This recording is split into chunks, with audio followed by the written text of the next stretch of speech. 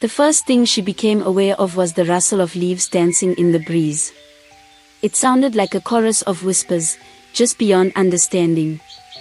She opened her eyes slowly, expecting to see a familiar room or the outline of a bed, but her gaze met a canopy of towering trees. Shafts of golden morning light pierced through the leaves overhead, illuminating motes of dust that floated lazily in the air. She blinked once, twice, and then pushed herself up onto her elbows, feeling the rough texture of soil beneath her palms. Her head throbbed. She realized she had no idea who she was or how she had come to be lying in the middle of this forest. There was a dryness in her throat that made her choke for a moment, and she coughed softly, trying to clear it. She noticed the earth was cool against her skin, and when she looked down at her body, she saw she was wearing only a thin, tattered dress. The dress revealed her slender limbs and her light brown skin, though it was coated in a thin layer of dirt and bits of leaves. Strands of her dark hair tumbled over her shoulders. She pressed a hand to her forehead, attempting to quell the pounding in her skull. Her heart felt as though it was beating in her ears. Immediately, she tried to recall anything, her name, her home, her family, but there was only an empty darkness where her memories should have been. She rose slowly, testing her balance. The forest greeted her with the chirping of birds and the distant humming of insects. Towering mahogany and iroko trees surrounded her in every direction. Thick roots jutted out of the ground, creating small natural ridges, and the undergrowth was lush with plants that rustled whenever a breeze swept through. It felt as though every living creature in the forest had paused to observe her. A sharp hunger clutched at her stomach, but she realized she was far thirstier than she was hungry. Her lips felt parched, and her throat burned with dryness. She needed water. Squinting against the dappled sunlight, she scanned her surroundings, searching for any sign of a stream. In the distance, she could hear the faint sound of flowing water, soft, gurgling, and inviting. It was enough of a clue to make her take her first steps. She gathered her courage, one foot after the other, stepping carefully over mossy rocks and twisted roots. She felt strangely self-conscious, aware of her state of undress and uncertain how she must look. The woman, although she had no memory, she could guess she was 18 or so by the shape of her body and the smoothness of her face, wrapped her arms around herself. Goosebumps rose on her arms, a mixture of the forest's cool air and her own anxiousness. As she moved closer to the sound of water, it grew louder. Eventually, she found a narrow stream. The water was crystal clear and trickled over smooth pebbles. She sank to her knees at the bank, scooping up handfuls of water to drink. Its coolness was a blessing. She drank until she felt momentarily satisfied, then sat back on her heels. The beating in her head softened a bit as the water gave her some relief. The sun had risen higher, illuminating the forest floor more fully, and now she could see the reflection in the stream's surface. There, she glimpsed herself, a young woman with light brown skin, wide dark eyes, and full lips. Her hair was thick and black, tumbling past her shoulders. Even streaked with dirt, leaves, and tangles, she could see a striking sort of beauty. But the reflection was also a stranger, someone she did not remember at all. She sighed, dipping her hands into the stream again to wash her face. The cool water felt refreshing, but it did nothing to jog her memory. For a moment, she closed her eyes, hoping some vision of her past would appear. Her mind, however, was blank except for a faint echo of fear. The fear that she had lost something important. She turned around, settling on a patch of grass and leaning against a mossy rock. It struck her that the forest was quiet but not silent. The air was alive with the hum of insects, the distant screech of birds, and the soft brush of wind among leaves. It was as though the forest was welcoming her into its hidden rhythms. She stared at her hands, noticing calluses on her palms. She wondered how they got there. Had she done manual labor? Had she worked in a field, or was she used to some sort of craft? No answer came to her. All she knew was that she felt out of place and yet, strangely, not terrified. There was a calm acceptance in her that she couldn't explain. She was alone, with no memory of the life she left behind, and yet the forest seemed to beckon her gently, encouraging her not to panic. Still, she knew she needed food. She also needed shelter, or clothing, or some way to protect herself from the elements when night came. Suddenly, the rustling of bushes to her left caught her attention. She froze. Slowly, she turned her head. Was it a dangerous animal? The forest must be home to many creatures. She heard a soft chittering noise. Something darted into sight, a small monkey with wide, curious eyes. It perched on a branch, watching her. For a moment, they simply observed one another, the monkey tilting its head from side to side as though trying to make sense of this newcomer, and the woman kneeling by the stream, staring back in silent wonder. She raised a hand slowly, not wanting to startle the creature. The monkey twitched, then scurried off into the thick foliage. She was alone again, but the encounter was strangely comforting. It was a sign of life, of normalcy in this overwhelming situation. She pulled herself up and took stock of her immediate needs. Her stomach rumbled again, reminding her that she needed sustenance. The forest provided water, but she would need to find fruits, nuts, or something edible. Perhaps she could find a path, or a sign of human civilization. Surely, she couldn't be the only person for miles. But there was no visible trail, no footprints, and no sign of a road or a village. Just an endless sea of green in every direction. Cautiously, she wove her way deeper into the forest, hands lightly brushing aside branches and vines. The smells were strong, earthy, humid, and richly layered with the scent of wet leaves and distant blooms. She paused occasionally at trees bearing small fruit. With uncertain fingers, she tested some that looked vaguely familiar, bright yellow orbs with soft rinds. She picked one and sniffed it. The memory of taste was absent, but hunger prodded her to try. Cautiously, she took a tiny bite. Sweetness flooded her mouth, and she nearly gasped in relief, chewing the morsel eagerly. She realized how lucky she was that this particular fruit was safe to eat. She filled her stomach, drinking periodically from the stream, as she continued to search for any sign of a person or a settlement.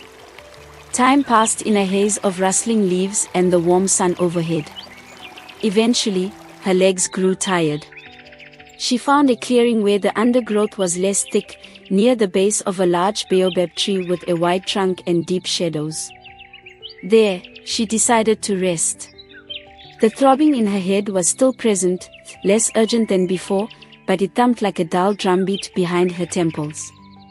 She lay against the tree's trunk, her eyes half closed, letting her mind drift. In that half-sleeping state, images flickered through her head, fragments of color, voices that faded before she could understand them, and a silhouette of a face she couldn't quite place. When she opened her eyes, the sun was dipping lower.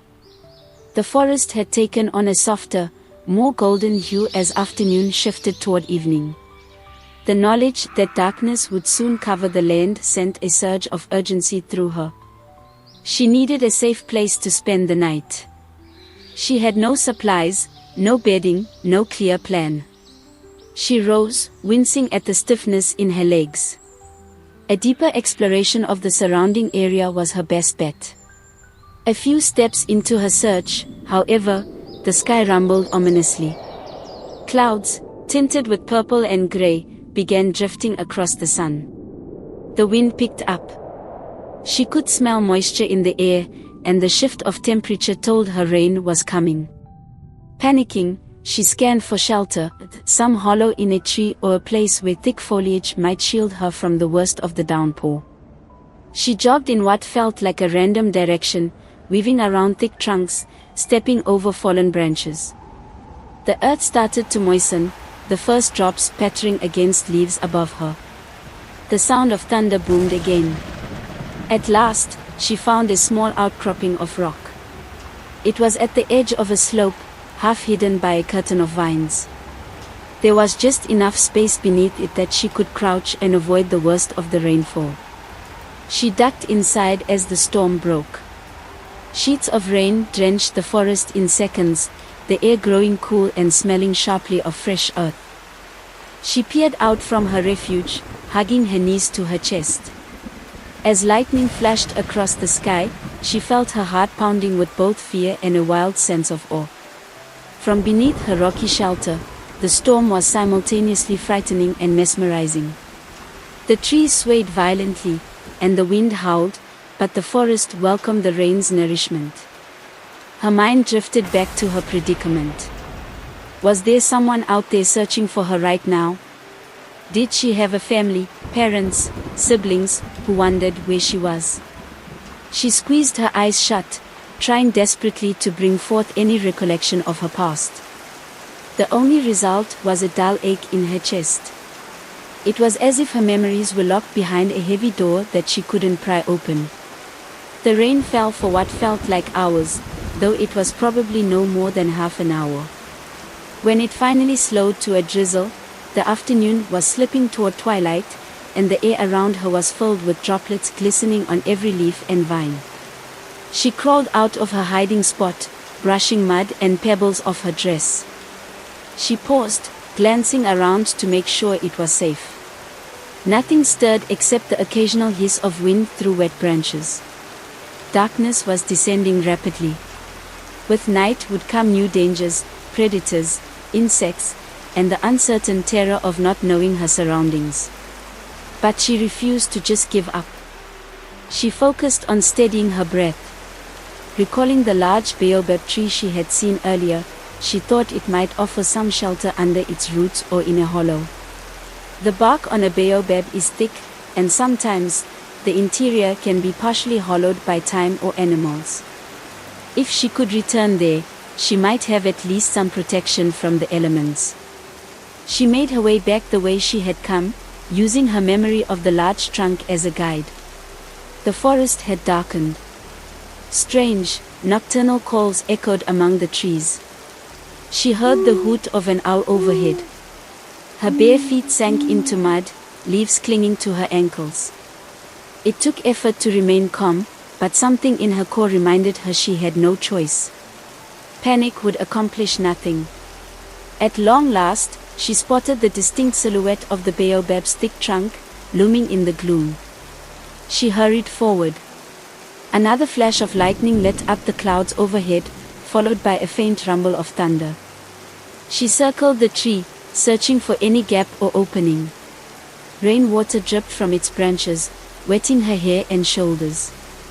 Then she found it, a hollowed space in the trunk. It was narrow, more like a fissure than a cave, but she might be able to squeeze inside. She tested it cautiously. The opening was jagged, and a cluster of old spiderwebs clung to the edges, but beyond that, there was a small compartment. With a final surge of courage, she slipped through, hugging her arms close to her sides so she wouldn't scrape against the inner bark too much. Inside, it was dark, nearly pitch black. She used her hands to feel around. There was enough room to sit upright and even shift her legs a bit. The air smelled earthy and slightly damp, but it was better than facing the storm unprotected. She settled herself, trying to calm her racing heart. Above her, she could hear the faint dripping of raindrops seeping through the tree's bark. She must have drifted into a restless doze, for a while later, she was startled awake by a dream or a memory, she wasn't sure which.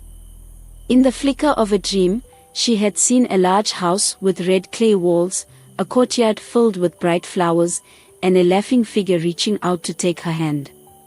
In the dream, there was warmth and happiness. But when she jerked awake, the images vanished, leaving her with only the echo of that laughter in her mind. She placed a hand on her chest, feeling her heart thunder. Could that have been her home? Or was it just a trick of her mind? Frustration welled up in her. She wanted to remember. She yearned for something, anything, that would assure her she had an identity, that she was not simply a nameless wanderer. But her memory was stubbornly blank, offering only vague silhouettes and sounds that vanished the moment she tried to focus on them. Her exhaustion eventually overcame her anxiety, and she slipped into another uneasy sleep. When she next woke, the forest outside was still cloaked in darkness, but she sensed that dawn was not far off. She heard insects chirping, an occasional croak of a frog, the gentle sigh of the breeze in the upper branches. She felt safer in the shelter of the baobab's hollow, though not entirely at ease. She thought about the day she had just survived, waking up in the forest with no memory, finding water and fruit, sheltering from the rain. She could hardly believe she had managed it. Yet she was still alive, and the primal fear in her chest had at least loosened its hold. There was a certain resilience building inside her, as though the forest itself was lending her strength. Soon, the horizon began to lighten. She carefully crawled out of the tree trunk, emerging into the dawn. A gentle mist clung to the undergrowth, and droplets of rain sparkled like tiny gems in the pale early light. She stretched her stiff limbs, feeling a twinge in her back from sleeping in such cramped quarters. The morning chorus of birds began, each one singing a different tune. She glanced down at her ragged dress. It was still damp, clinging uncomfortably to her body. Self-consciously, she brushed off bits of bark and spiderweb that had stuck to the fabric. She could see now, in clearer light, just how dirty and disheveled she looked. But there was nothing to be done for that at the moment. Survival was a higher priority than appearances. Her stomach growled again. She resolved to find more fruit or perhaps some nuts if they were available. She headed off in the direction of the stream, guided by the memory of trickling water and the sense of which way was downhill. She was beginning to recognize small landmarks, a twisted tree with dangling vines, a cluster of bright yellow mushrooms at the base of a stump. Gradually, a strange sense of familiarity was seeping into her experience of the forest. It struck her that she did not even have a name to call herself. She wondered if her name might be hidden somewhere in her mind, waiting to be rediscovered. But it remained elusive. Perhaps, she thought, if she found other people, they might recognize her. Maybe someone was looking for her. She paused, hearing a rustling sound a few paces ahead. Her heart leapt. She wasn't sure if she was about to run into a wild animal or a human. Carefully, she tiptoed closer, parting the leafy bushes. There, on a low branch overhanging the water, a small group of monkeys was gathered, grooming each other and lazily chattering in the morning sun. The same curious monkey from yesterday might have been among them, it was impossible to tell, but the sight made her smile. The simple companionship these creatures shared warmed her. She envied them, their security within the forest's embrace and their sense of belonging. When the monkey spotted her, one gave a startled chirp, and the group scampered up into the higher branches. She watched them go, then knelt by the water to drink and wash her face. The reflection that greeted her was still that of a beautiful, light brown-skinned young woman with dirt on her cheeks and fear in her eyes. She inhaled a trembling breath, splashing water on her arms and neck, as if she could wash away not just the grime but the confusion within her. However, no amount of washing could restore her lost past. She pressed her palms against her face, feeling tears threaten. But she refused to let them fall. She had survived the night. She had to keep pushing forward. She found more of the sweet fruit she had eaten the day before.